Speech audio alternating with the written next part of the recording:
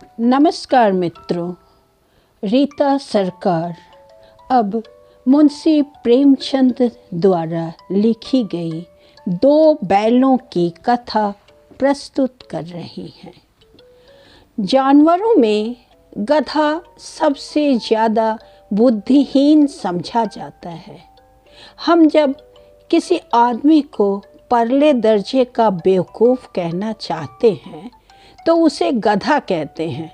गधा सचमुच बेवकूफ़ है या उसके सीधेपन, उसकी निरापद सहिष्णुता ने उसे यह पदवी दे दी है, इसका निश्चय नहीं किया जा सकता।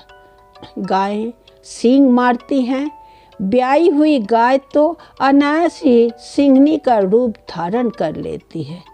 कुत्ता भी बहुत गरीब जानवर है, लेकिन कभी कभी उसे भी क्रोध आ जाता है, किंतु गधे को कभी क्रोध करते नहीं सुना न देखा। जितना चाहो गरीब को मारो, चाहे जैसी खराब सड़ी हुई घास सामने डाल दो, उसके चेहरे पर कभी असंतोष की छाया भी न दिखाई देगी। वैशाख में चाहे एकाध बार कुलेल कर लेता हो, पर हमने तो उसे कभी खुश होते नहीं देखा। उसके चेहरे पर एक विषाद स्थायी रूप से छाया रहता है। सुख दुख हानि लाभ किसी भी दशा में उसे बदलते नहीं देखा। ऋषियों मुनियों के जितने गुण हैं वे सभी उसमें पराकाष्ठा को पहुंच गए हैं, पर आदमी उसे बेवकूफ़ कहता है। सद्गुणों का इतना अनादर कहीं नहीं देखा। कदाचित सीधापन संसार के लिए उपयुक्त नहीं है। देखिए ना, भारतवासियों की अफ्रीका में क्या दुर्दशा हो रही है। क्यों अमेरिका में उन्हें घुसने नहीं दिया जाता? बेचारे शराब नहीं पीते, 4 पैसे कुछ समय के लिए बचा कर रखते हैं, जी तोड़कर काम करते हैं, किसी से लड़ाई झगड़ा नहीं करते, 4 बातें सुनकर गम खा जाते हैं, फिर भी बदनाम है। कहा जाता है वे जीवन के आदर्श को नीचा करते हैं। अगर वे भी ईंट का जवाब पत्थर से देना सीख जाते तो शायद सभ्य कहलाने लगते। जापान की मिसाल सामने है। एक ही विजय ने उसे संसार की सभ्य जातियों में गण्य बना दिया। लेकिन गधे का एक छोटा भाई और भी है जो उससे कम ही गधा है, और वह है बैल। जिस अर्थ में हम गधे का प्रयोग करते हैं, कुछ उसी से मिलते जुलते अर्थ में बछिया के ताऊ का भी प्रयोग करते हैं। कुछ लोग बैल को शायद बेवकूफ़ों में सर्वश्रेष्ठ कहेंगे, मगर हमारा विचार ऐसा नहीं है। बैल कभी कभी मारता भी है, कभी कभी अड़ियल बैल भी देखने में आता है, और भी कई रीतियों से अपना असंतोष प्रकट कर देता है। अतएव उसका स्थान गधे से नीचा है। झूरी काछी के दोनों बैलों के नाम थे हीरा और मोती। दोनों पछाई जाति के थे, देखने में सुंदर, काम में चौकस, डील में ऊंचे। बहुत दिनों साथ रहते रहते दोनों में भाईचारा हो गया था। दोनों आमने सामने या आसपास बैठे हुए एक दूसरे से मूक भाषा में विचार विनिमय करते थे। एक दूसरे के मन की बात कैसे समझ जाता था हम नहीं कह सकते। अवश्य ही उनमें कोई ऐसी गुप्त शक्ति थी जिससे जीवों में श्रेष्ठता का दावा करने वाला मनुष्य वंचित है। दोनों एक दूसरे को चाट कर और सूंघ कर अपना प्रेम प्रकट करते। कभी कभी दोनों सींग भी मिला लिया करते थे, विग्रह के नाते से नहीं, केवल विनोद के भाव से, आत्मीयता के भाव से, जैसे दोस्तों में घनिष्ठता होते ही धौल धप्पा होने लगता है। इसके बिना दोस्ती कुछ फुसफुसी, कुछ हल्की सी रहती है, जिस पर ज़्यादा विश्वास नहीं किया जा सकता। जिस वक्त ये दोनों बैल हल या गाड़ी में जोत दिए जाते और गर्दन हिला हिला कर चलते, उस वक्त हर एक की यही चेष्टा होती थी कि ज़्यादा से ज़्यादा बोझ मेरी ही गर्दन पर रहे। दिन भर के बाद दोपहर या संध्या को दोनों खुलते तो एक दूसरे को चाट चूट कर अपनी थकान मिटा लिया करते। नाद में खली भूसा पड़ जाने के बाद दोनों साथ उठते, साथ नाद में मुंह डालते और साथ ही बैठते थे। एक मुंह हटा लेता तो दूसरा भी हटा लेता था। संयोग की बात, झूरी ने एक बार गोई को ससुराल भेज दिया। बैलों को क्या मालूम वे क्यों भेजे जा रहे हैं। समझे मालिक ने हमें बेच दिया। अपना यूं बेचा जाना उन्हें अच्छा लगा या बुरा, कौन जाने, पर झूरी के साले गया को घर तक गोई ले जाने में दांतों पसीना आ गया। पीछे से हाँकता तो दोनों दाएं बाएं भागते, पगहिया पकड़कर आगे से खींचता तो दोनों पीछे को जोर लगाते, मारता तो दोनों सींग नीचे करके हुंकारते। अगर ईश्वर ने उन्हें वाणी दी होती तो झूरी से पूछते, तुम हम गरीबों को क्यों निकाल रहे हो? हमने तो तुम्हारी सेवा करने में कोई कसर नहीं उठा रखी। अगर इतनी मेहनत से काम न चलता था तो और काम ले लेते। हमें तो तुम्हारी चाकरी में मर जाना कबूल था। हमने कभी दाने चारे की शिकायत नहीं की। तुमने जो कुछ खिलाया वह सिर झुका कर खा लिया। फिर तुमने हमें इस जालिम के हाथ क्यों बेच दिया? संध्या समय दोनों बैल अपने नए स्थान पर पहुँचे। दिन भर के भूखे थे, लेकिन जब नाद में लगाए गए तो एक ने भी उसमें मुंह न डाला। दिल भारी हो रहा था। जिसे उन्होंने अपना घर समझ रखा था वह आज उनसे छूट गया था। यह नया घर, नया गांव, नए आदमी उन्हें बेगानों से लगते थे। दोनों ने अपनी मूक भाषा में सलाह की, एक दूसरे को कनखियों से देखा और लेट गए। जब गांव में सोता पड़ गया तो दोनों ने जोर मारकर पगहे तुड़ा डाले और घर की तरफ चले। पगहे बहुत मजबूत थे। अनुमान न हो सकता था कि कोई बैल उन्हें तोड़ सकेगा, पर इन दोनों में इस समय दूनी शक्ति आ गई थी।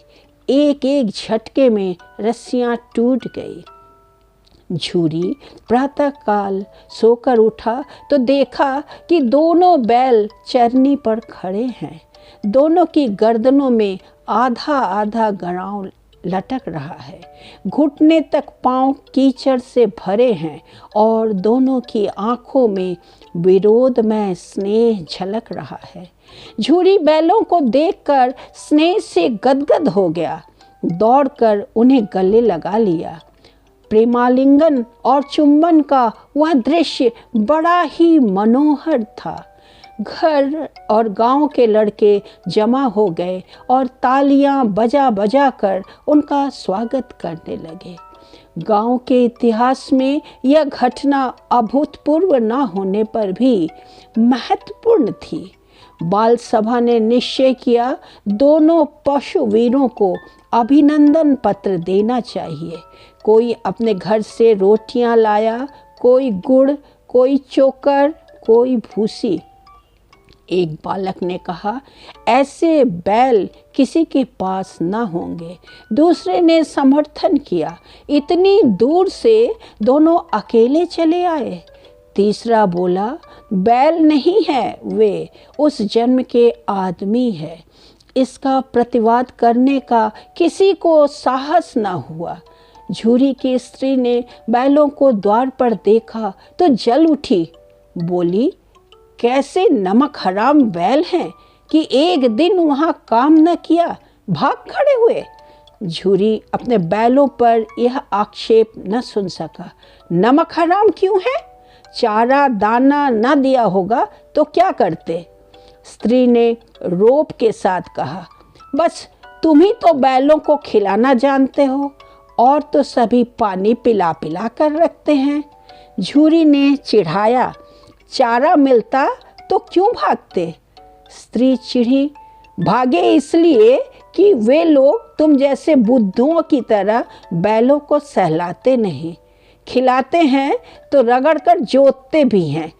ये दोनों ठहरे कामचोर, भाग निकले। अब देखूं कहाँ से खली और चोकर मिलता है। सूखे भूसे के सिवा कुछ न दूंगी, खाएं चाहे मरे। वही हुआ। मजूर को कड़ी ताकीद कर दी गई कि बैलों को खाली सूखा भूसा दिया जाए। बैलों ने नाद में मुंह डाला तो फीका फीका, ना कोई चिकनाहट ना कोई रस। क्या खाएं? आशा भरी आंखों से द्वार की ओर ताकने लगे। झूरी ने मजूर से कहा, थोड़ी सी खली क्यों नहीं डाल देता बे? मालकिन मुझे मार ही डालेंगी, चुरा कर डाल। ना दादा, पीछे से तुम भी उन्हीं की सी कहोगे। दूसरे दिन झूरी का साला फिर आया और बैलों को ले चला। अब कि उसने दोनों को गाड़ी में जोता। 2-4 बार मोती ने गाड़ी को सड़क की खाई में गिराना चाहा, पर हीरा ने संभाल लिया। वह ज़्यादा सहनशील था। संध्या समय घर पहुंचकर उसने दोनों को मोटी रस्सियों से बांधा और कल की शरारत का मजा चखाया। फिर वही सूखा भूसा डाल दिया। अपने दोनों बैलों को खली चूनी सब कुछ दी। दोनों बैलों का ऐसा अपमान कभी ना हुआ था। झूरी इन्हें फूल की छड़ी से भी न छूता था। उसकी टिटकार पर दोनों उड़ने लगते थे। यहाँ मार पड़ी, आहत सम्मान की व्यथा तो थी ही, उस पर मिला सूखा भूसा। नाथ की तरफ आंखें तक न उठाई। दूसरे दिन गया ने बैलों को हल में जोता, पर इन दोनों ने जैसे पांव न उठाने की कसम खा ली थी। वह मारते मारते थक गया, पर दोनों ने पांव न उठाया। एक बार जब उस निर्दयी ने हीरा की नाक पर खूब डंडे जमाए तो मोती का गुस्सा काबू के बाहर हो गया। हल लेकर भागा। हल, रस्सी, जुआ, जोत सब टूट टाट कर बराबर हो गया। गले में बड़ी बड़ी रस्सियां ना होती तो दोनों पकड़ाई में ना आते। हीरा ने मूक भाषा में कहा, भागना व्यर्थ है। मोती ने उत्तर दिया, तुम्हारी तो इसने जान ही ले ली थी, अब की बड़ी मार पड़ेगी। पढ़ने दो, बैल का जन्म लिया है तो मार से कहाँ तक बचेंगे। गया 2 आदमियों के साथ दौड़ा आ रहा है। दोनों के हाथों में लाठियां हैं। मोती बोला, कहो तो दिखा दूं कुछ मजा, मैं भी लाठी लेकर आ रहा है। हीरा ने समझाया, नहीं भाई, खड़े हो जाओ, मुझे मारेगा तो मैं भी 1-2 को गिरा दूंगा। नहीं, हमारी जाति का यह धर्म नहीं है। मोती दिल में ऐंठ कर रह गया। गया आ पहुंचा और दोनों को पकड़कर ले चला। कुशल हुई कि उसने इस वक्त मारपीट न की, नहीं तो मोती भी पलट पड़ता। उसके तेवर देखकर गया और उसके सहायक समझ गए कि इस वक्त टाल जाना ही मसलहत है। आज दोनों के सामने फिर वही सूखा भूसा लाया गया। दोनों चुपचाप खड़े रहे। घर के लोग भोजन करने लगे। उस वक्त छोटी सी लड़की 2 रोटियां लिए निकली और दोनों के मुंह में देकर चली गई। उस एक रोटी से इनकी भूख तो क्या शांत होती, पर दोनों के हृदय को मानो भोजन मिल गया। यहाँ भी किसी सज्जन का वास है। लड़की भैरों की थी, उसकी माँ मर चुकी थी, सौतेली माँ उसे मारती थी, इसलिए इन बैलों से उसे एक प्रकार की आत्मीयता हो गई थी। दोनों दिन भर जोते जाते, डंडे खाते, अड़ते, शाम को थान पर बांध दिया जाने और रात को वही बालिका उन्हें 2 रोटियां खिला जाती। प्रेम के इस प्रसाद की यह बरकत थी कि 2-2 गाल सूखा भूसा खाकर भी दोनों दुर्बल ना होते थे, मगर दोनों की आंखों में रोम रोम में विद्रोह भरा हुआ था। एक दिन मोती ने मूक भाषा में कहा, अब तो नहीं सहा जाता हीरा, क्या करना चाहते हो? एकाध को सींगों पर उठाकर फेंक दूंगा। लेकिन जानते हो, वह प्यारी लड़की जो हमें रोटियां खिलाती है उसी की लड़की है जो इस घर का मालिक है। यह बेचारी अनाथ ना हो जाएगी तो मालकिन को ना फेंक दूं, वही तो उस लड़की को मारती है। लेकिन औरत जात पर सींग चलाना मना है, यह भूले जाते हो? तुम तो किसी तरह निकलने ही नहीं देते। बताओ, तुड़ाकर भाग चले? हाँ, यह मैं स्वीकार करता हूँ, लेकिन इतनी मोटी रस्सी टूटेगी कैसे? इसका एक उपाय है। पहले रस्सी को थोड़ा सा चबा लो, फिर एक झटके में जाती है। रात को जब बालिका रोटियां खिलाकर चली गई, दोनों रस्सियां चबाने लगे, पर मोटी रस्सी मुंह में ना आती थी। बेचारे बार बार जोर लगाकर रह जाते थे। सहसा घर का द्वार खुला और वही लड़की निकली। दोनों सिर झुकाकर उसका हाथ चाटने लगे। दोनों की पूंछें खड़ी हो गई। उसने उनके माथे सहलाए और बोली, खोले देती हूँ, चुपके से भाग जाओ, नहीं तो यहाँ लोग मार डालेंगे। आज घर में सलाह हो रही है कि इनकी नाकों में नाथ डाल दी जाए। उसने गराव खोल दिया, पर दोनों चुपचाप खड़े रहे। मोती ने अपनी भाषा में पूछा, अब चलते क्यों नहीं? हीरा ने कहा, चले तो, लेकिन कल इस अनाथ पर आफत आएगी, सब इसी पर संदेह करेंगे। सहसा बालिका चिल्लाई, दोनों फूफा वाले बैल भागे जा रहे हैं। ओ दादा, दादा, दोनों बैल भागे जा रहे हैं, जल्दी दौड़ो। गया हड़बड़ा कर भीतर से निकला और बैलों को पकड़ने चला। वे दोनों भागे। गया ने पीछा किया और भी तेज हुए। गया ने शोर मचाया, फिर गांव के कुछ आदमियों को भी साथ लेने के लिए लौटा। दोनों मित्रों को भागने का मौका मिल गया। सीधे दौड़ते चले गए, यहाँ तक कि मार्ग का ज्ञान न रहा। जिस परिचित मार्ग से आए थे उसका यहाँ पता न था। नए नए गांव मिलने लगे। तब दोनों एक खेत के किनारे खड़े होकर सोचने लगे, अब क्या करना चाहिए। हीरा ने कहा, मालूम होता है राह भूल गए। तुम भी बेतहाशा भागे, वहीं उसे मार गिराना था। उसे मार गिराते तो दुनिया क्या कहती, वह अपना धर्म छोड़ दे। लेकिन हम अपना धर्म क्यों छोड़े? दोनों भूख से व्याकुल हो रहे थे। खेत में मटर खड़ी थी, चरने लगे। रह रह कर आहट ले लेते थे, कोई आता तो नहीं है। जब पेट भर गया, दोनों ने आज़ादी का अनुभव किया तो मस्त होकर उछलने कूदने लगे। पहले दोनों ने डकार ली, फिर सींग मिलाए और एक दूसरे को ठेलने लगे। मोती ने हीरा को कई कदम पीछे हटा दिया, यहाँ तक कि वह खाई में गिर गया। तब उसे भी क्रोध आया, संभल कर उठा और फिर मोती से मिल गया। मोती ने देखा खेल में झगड़ा हुआ चाहता है तो किनारे हट गया। अरे यह क्या, कोई सांड डौंकता चला आ रहा है। हाँ, सांड ही है। वह सामने आ पहुंचा। दोनों मित्र बगले झांक रहे हैं। सांड पूरा हाथी है, उससे भिड़ना जान से हाथ धोना है, लेकिन न भिड़ने पर भी जान बचती नहीं नजर आती। इन्हीं की तरफ आ भी रहा है। कितनी भयंकर सूरत है। मोती ने मूक भाषा में कहा, बुरे फंसे, जान बचेगी, कोई उपाय सोचो। हीरा ने चिंतित स्वर में कहा, अपने घमंड में भूला हुआ है, आरजू विनती न सुनेगा, भाग क्यों न चले।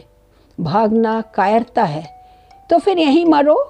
बंदा तो 9 2 11 होता है, और जो दौड़ाए तो फिर कोई उपाय सोचो जल्द। उपाय यही है कि उस पर दोनों जने एक साथ चोट करें। मैं आगे से रंगेता हूँ, तुम पीछे से रंगे दो। दोहरी मार पड़ेगी तो भाग खड़ा होगा। मेरी ओर झपटे, तुम बगल से उसके पेट में सिंग घुसेड़ देना।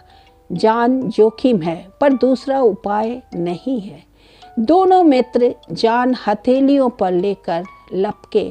सांड को भी संगठित शत्रुओं से लड़ने का तजुर्बा न था। वह तो एक शत्रु से मल्ल युद्ध करने का आदी था। ज्यों ही हीरा पर झपटा, मोती ने पीछे से दौड़ाया। सांड उसकी तरफ मुड़ा तो हीरा ने रंगेदा। सांड चाहता था कि एक एक करके दोनों को गिरा ले, पर ये दोनों भी उस्ताद थे, उसे वह अवसर न देते थे।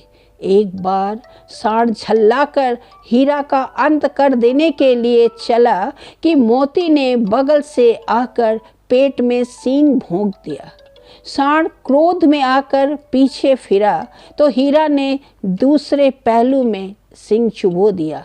आखिर बेचारा जख्मी होकर भागा और दोनों मित्रों ने दूर तक उसका पीछा किया, यहाँ तक कि सांड बेदम होकर गिर पड़ा।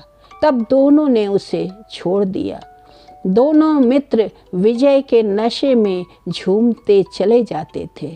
मोती ने अपनी सांकेतिक भाषा में कहा, मेरा जी तो चाहता था कि बच्चा को मार ही डालूं। हीरा ने तिरस्कार किया, गिरे हुए बैरी पर सींग न चलाना चाहिए, यह सब ढोंग है।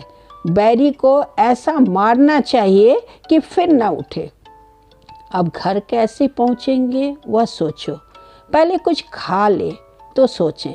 सामने मटर का खेत था ही। मोती उसमें घुस गया। हीरा मना करता रहा पर उसने एक न सुनी। अभी 2 ही 4 ग्रास खाए थे कि 2 आदमी लाठियां लिए दौड़ पड़े और दोनों मित्रों को घेर लिया। हीरा तो मेड़ पर था, निकल गया। मोती सींचे हुए खेत में था। उसने खुर कीचड़ में धंसने लगा, न भाग सका। पकड़ लिया। हीरा ने देखा संगी संकट में है तो लौट पड़ा। फंसेंगे तो दोनों फंसेंगे। रखवालों ने उसे भी पकड़ लिया। प्रातःकाल दोनों मित्र कांजी हाउस में बंद कर दिए गए। दोनों मित्रों को जीवन में पहली बार ऐसा साबिका पड़ा कि सारा दिन बीत गया और खाने को एक दिन का भी न मिला। समझ ही में न आता था यह कैसा स्वामी है। इससे तो गया फिर भी अच्छा था। यहाँ कई भैंसें थी, कई बकरियां, कई घोड़े, कई गधे, पर किसी के सामने चारा न था। सब जमीन पर मुर्दों की तरह पड़े थे। कई तो इतने कमज़ोर हो गए थे कि खड़े भी ना हो सकते थे। सारा दिन दोनों मित्र फाटक की ओर टकटकी लगाए ताकते रहे, पर कोई चारा लेकर आता न दिखाई दिया। तब दोनों ने दीवार की नमकीन मिट्टी चाटनी शुरू की, पर इससे क्या तृप्ति होती। रात को भी जब कुछ भोजन न मिला तो हीरा के दिल में विद्रोह की ज्वाला दहक उठी। मोती से बोला, अब तो नहीं रहा जाता मोती। मोती ने सिर लटकाए हुए जवाब दिया, मुझे तो मालूम होता है प्राण निकल रहे हैं। इतनी जल्द हिम्मत ना हारो भाई, यहाँ से भागने का कोई उपाय निकालना चाहिए। आओ दीवार तोड़ डालें, मुझसे तो अब कुछ नहीं होगा। बस इसी बूते पर अकड़ते थे, सारी अकड़ निकल गई। बाड़े की दीवार कच्ची थी, हीरा मजबूत तो था ही, अपने नुकीले सींग दीवार में गड़ा दिया और जोर मारा तो मिट्टी का एक चिप्पड़ निकल आया। फिर तो उसका साहस बढ़ा, इसने दौड़ दौड़ कर दीवार पर चोटें की और हर चोट में थोड़ी थोड़ी मिट्टी गिराने लगा। उसी समय कांजी हाउस का चौकीदार लालटेन लेकर जानवरों की हाजिरी लेने आ निकला। हीरा का उचटपन देखकर उसने उसे कई डंडे रसीद किए और मोटी सी रस्सी में बांध दिया। मोती ने पड़े पड़े कहा, आखिर मार खाई, क्या मिला? अपने बूते भर जोर तो मार दिया। ऐसा जोर मारना किस काम का कि और बंधन में पड़ जाए? जोर तो मारता ही जाऊंगा, चाहे कितने ही बंधन पड़ते जाएं। जान से हाथ धोना पड़ेगा, कुछ परवाह नहीं, यूं भी तो मरना ही है। सोचो, दीवार खुद जाती तो कितनी जानें बच जाती। इतने भाई यहाँ बंद है, किसी की देह में जान नहीं है। 2-4 दिन और यही हाल रहा तो सब मर जाएंगे। हाँ, यह बात तो है। अच्छा तो ला, फिर मैं भी जोर लगाता हूँ। मोती ने भी दीवार में उसी जगह सींग मारा। थोड़ी सी मिट्टी गिरी और फिर हिम्मत बढ़ी। फिर तो वह दीवार में सींग लगाकर इस तरह जोर करने लगा मानो किसी प्रतिद्वंदी से लड़ रहा है। आखिर कोई 2 घंटे की जोर आजमाई के बाद दीवार ऊपर से लगभग 1 हाथ गिर गई। उसने दूनी शक्ति से दूसरा धक्का मारा तो आधी दीवार गिर पड़ी। दीवार का गिरना था कि अधमरे से पड़े हुए सभी जानवर चेत उठे। तीनों घोड़ियां सरपट भाग निकली, फिर बकरियां निकली, इसके बाद भैंसें भी खिसक गई, पर गधे अभी तक ज्यों के त्यों खड़े थे। हीरा ने पूछा, तुम दोनों क्यों नहीं भाग जाते? एक गधे ने कहा, जो कहीं फिर पकड़ लिए जाए तो क्या हर्ज है, अभी तो भागने का अवसर है। हमें तो डर लगता है, हम यहीं पड़े रहेंगे। आधी रात से ऊपर जा चुकी थी। दोनों गधे अभी तक खड़े सोच रहे थे कि भागें या ना भागें, और मोती अपने मित्र की रस्सी तोड़ने में लगा हुआ था। जब वह हार गया तो हीरा ने कहा, तुम जाओ, मुझे यहीं पड़ा रहने दो, शायद कहीं भेंट हो जाए। मोती ने आंखों में आंसू लाकर कहा, तुम मुझे इतना स्वार्थी समझते हो हीरा? हम और तुम इतने दिनों एक साथ रहे हैं, आज तुम विपत्ति में पड़ गए तो मैं तुम्हें छोड़कर अलग हो जाऊं? हीरा ने कहा, बहुत मार पड़ेगी, लोग समझ जाएंगे यह तुम्हारी शरारत है। मोती गर्व से बोला, जिस अपराध के लिए तुम्हारे गले में बंधन पड़ा, उसके लिए अगर मुझ पर मार पड़े तो क्या चिंता। इतना तो हो ही गया कि 9-10 प्राणियों की जान बच गई, वे सब तो आशीर्वाद देंगे। यह कहते हुए मोती ने दोनों गधों को सींगों से मारकर बाड़े के बाहर निकाला और तब अपने बंधु के पास आकर सो रहा। भोर होते ही मुंशी और चौकीदार तथा अन्य कर्मचारियों में कैसी खलबली मची, इसके लिखने की ज़रूरत नहीं। बस इतना ही काफ़ी कि मोती की खूब मरम्मत हुई और उसे भी मोटी रस्सी से बांध दिया गया। 1 सप्ताह तक दोनों मित्र वहाँ बंधे पड़े रहे। किसी ने चारे का एक तृण भी न डाला। हाँ, एक बार पानी दिखा दिया जाता था, यही उनका आधार था। दोनों इतने दुर्बल हो गए थे कि उठा तक न जाता था। ठठरियाँ निकल आई थी। एक दिन बाड़े के सामने डुग्गी बजने लगी और दोपहर होते होते वहाँ 50-60 आदमी जमा हो गए। तब दोनों मित्र निकाले गए और उनकी देखभाल होने लगी। लोग आकर उनकी सूरत देखते और मन फीका करके चले जाते। ऐसे मृतक बैलों का कौन खरीदार होता। सहसा एक दड़ियल आदमी जिसकी आंखें लाल थी और मुद्रा अत्यंत कठोर आया और दोनों मित्रों के कूल्हों में उंगली गोदकर मुंशी जी से बातें करने लगा। उसका चेहरा देखकर अंतर्ज्ञान से दोनों मित्रों के दिल कांप उठे। वह कौन है और उन्हें क्यों टटोल रहा, इस विषय में उन्हें कोई संदेह न हुआ। दोनों एक दूसरे को भीत नेत्रों से देखा और सिर झुका लिया। हीरा ने कहा, गया के घर से नाहक भागे, अब जान ना बचेगी।